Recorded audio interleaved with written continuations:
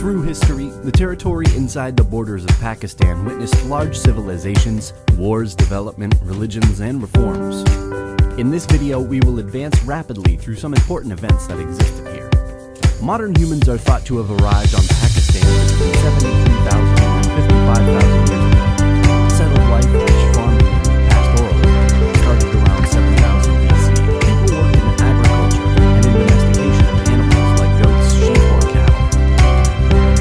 By 4,500 BC, settled life had become more widespread, and in time evolved into the Indus Valley civilization, one of the earliest civilizations. Indus Valley civilization, as well as ancient Egypt and Mesopotamia, was noted for developing new techniques in handicraft development.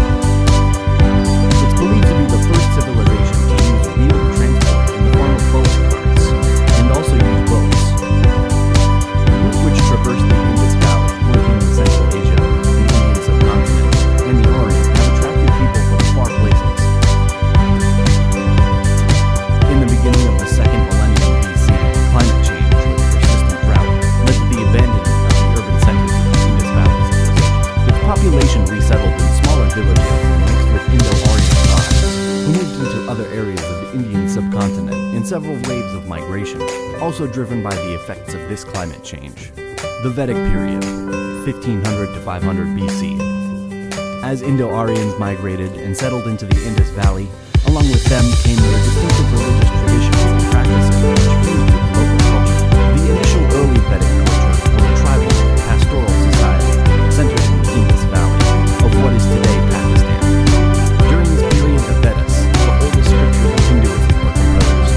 The Vedic tribes remained in the Indus Valley by 6th century BC. These tribes fought against one another and were vulnerable against possible outsiders or invasions.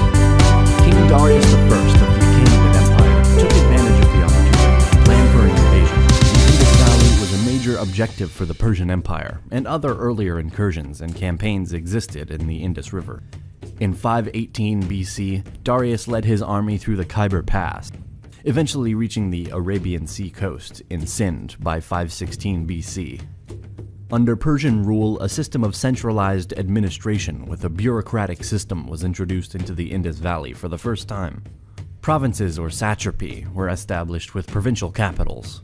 Also, there is no archaeological evidence of Achaemenid control over these regions, as not a single archaeological site that can be positively identified with the Achaemenid Empire has been found anywhere in Pakistan. We know about the easternmost satraps, and the borderlands of the Achaemenid Empire is set in Darius inscriptions and from Greek sources. In 328 BC, Alexander the Great, at that time king of Macedonia, king of Persia, and pharaoh of Egypt, had conquered much of the former satraps in the Achaemenid Empire up to Bactria.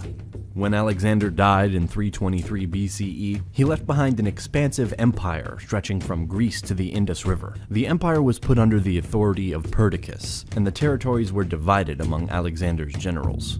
Due to the internal conflicts of Alexander's generals, Chandragupta and his Brahmin counselor Chanakya saw an opportunity to expand the Mauryan Empire from its Ganges plain heartland in Bihar towards the Indus Valley between 325 BCE to 303 BCE.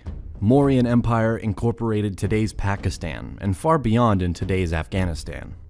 It collapsed around 180 BC, and the Shunga Empire started to exist, but not near the Indus Valley. Here in Alexander's campaigns, many Greeks established in this part of the empire, creating communities and influencing the region with their culture. The Indo-Greek kingdom expanded beyond the Hindu Kush. Their territories covered Panjshir and Kapisa in modern Afghanistan and extended to the Punjab region, with many tributaries to the south and east.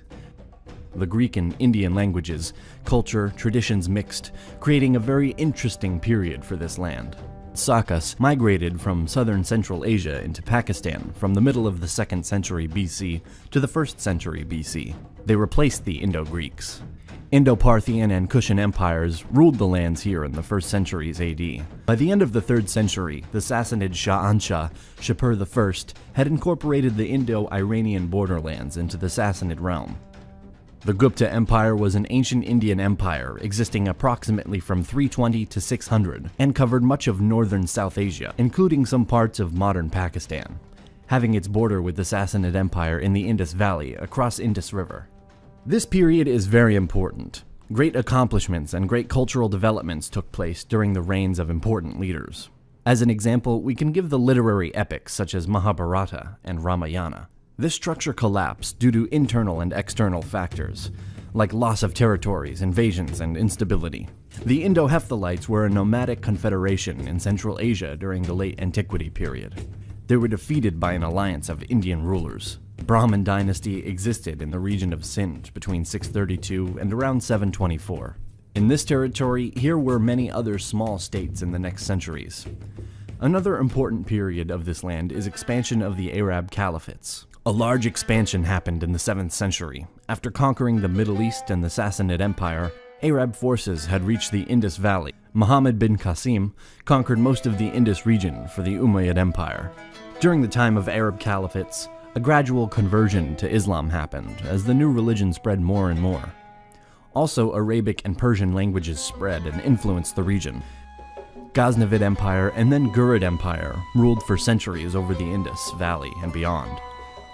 By doing so, the new culture and religion was embraced by more and more people, becoming dominant in time. The Delhi Empire was a sultanate based in Delhi that stretched over large parts of India, ruling over the largest rivers here and also deep in India's territory. This sultanate was ruled by 5 dynasties: Mamluk, Khalji, Tughlaq, Sayyid, and Lodi. During and in the Delhi Sultanate, the emergence of the Hindi-Urdu language started to happen. There was a synthesis of Indian civilization and that of Islamic civilization, and the further integration of the Indian subcontinent with a growing world system and wider international networks spanning large parts of Afro-Eurasia, which had a significant impact on Indian culture and society. Mongols attacked the region between the 13th and 14th centuries. Timur invaded the Punjab region and sacked cities at the end of the 14th century. The First Battle of Panipat was fought between the invading forces of Babur and the Lodi kingdom. It took place in North India and marked the beginning of the Mughal Empire and the end of the Delhi Sultanate. This was one of the earliest battles involving gunpowder, firearms, and field artillery in the Indian subcontinent, which were induced by Mughals in this battle. The early modern period started with the Mughal Empire. Mughal rule was briefly interrupted by the Sur Empire. The religion of Sikhism originated during this era in the Punjab province of Pakistan.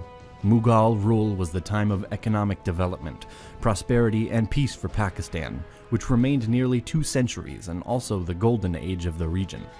They were responsible for spreading Urdu and built many masjids, mausoleums, madrasas, and forts in Pakistan.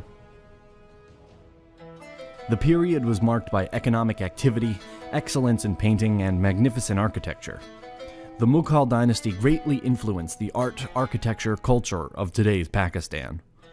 During the decline of Mughal in the late 18th and early 19th century, the other dynasties invaded and then controlled the region. Over these lands ruled the Durrani Empire, the Marathas, and the Sikh Empire.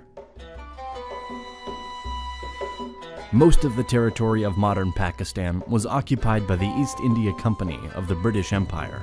A series of conflicts followed in the region, in which the British fought local rulers, Sikhs and Afghans.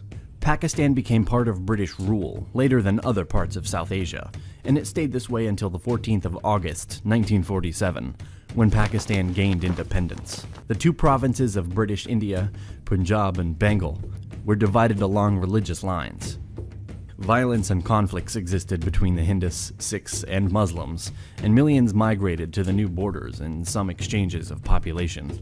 The dispute over Kashmir escalated into the first war between India and Pakistan. Constitution in 1956 led to Pakistan declaring itself an Islamic republic, with the adoption of a parliamentary democratic system of government. Another conflict with India will happen that took place between April 1965 and September 1965. Economic grievances and political disenfranchisement in East Pakistan led to violent political tensions, escalating into a civil war. Then, another conflict with India.